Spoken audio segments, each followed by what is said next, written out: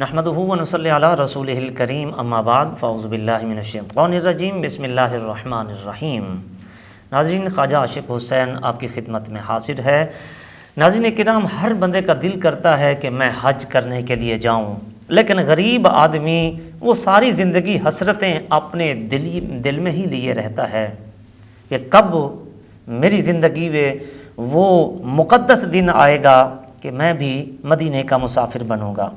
لیکن ناظرین کرام، اللہ کے محبوب صلی اللہ علیہ وسلم چونکہ امیروں کے ساتھ غریبوں کے بھی رسول تھے، اس لیے آپ نے کچھ اعمال وہ بتائے ہیں جن سے آدمی اپنے وطن میں ہی رہتے ہوئے حج کا ثواب حاصل کر سکتا ہے۔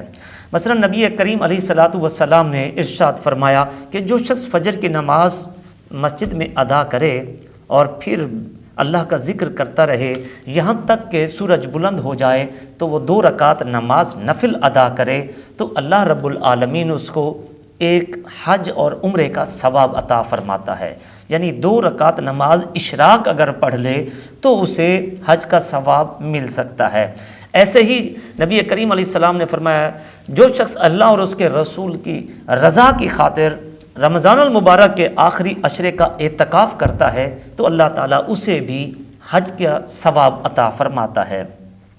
ایسے ہی نبی کریم علیہ السلام نے ایک روایت کا مفہوم ہے کہ جو شخص اپنے گھر سے باوضو ہو کر نکلے مسجد میں با جماعت فرض نماز ادا کرنے کے لیے تو اللہ تعالیٰ اسے بھی حج کا ثواب عطا فرماتا ہے۔ اور معروف حدیث ہے، نبی مکرم صلی اللہ علیہ وسلم نے ارشاد فرمایا کہ کوئی شخص محبت کی نگاہ سے اپنے والدین کے چہرے کو دیکھتا ہے تو پروردگار عالم لکل ناظر حج مبرورہ، ہر نظر کے بدلے میں ایک مقبول حج کا ثواب عطا فرماتا ہے۔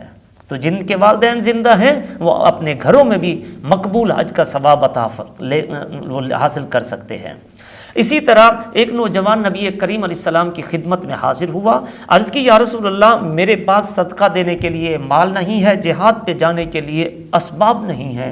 تو نبی کریم علیہ السلام نے فرمایا تم دین کا علم حاصل کرو، اللہ یہ تمہیں اجر و ثواب حج کے برابر عطا فرمائے گا۔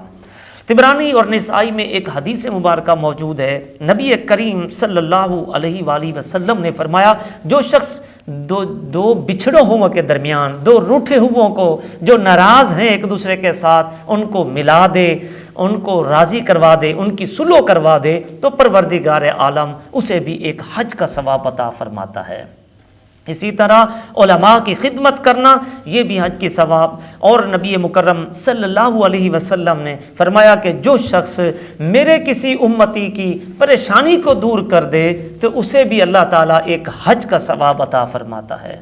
تو ناظرین کرام، کس قدر ہمارے پاس مواقع ہیں حج کرنے کے لیے، حج کا ثواب حاصل کرنے کے لیے، اس کے باوجود ہم اگر ان نیکیوں کی طرف سبقت اختیار نہ کریں تو ہماری اپنی بد نصیبی ہو سکتی ہے، ورنہ رب کی رحمت تو بے پایاں ہر وقت اللہ تعالیٰ لٹانے کے لیے ہم پر تیار ہے کہ ہم تو مائل بکرم ہیں، کوئی سائل ہی نہیں، راہ دکھلائیں کسے، کوئی رہ و منزل ہی نہیں۔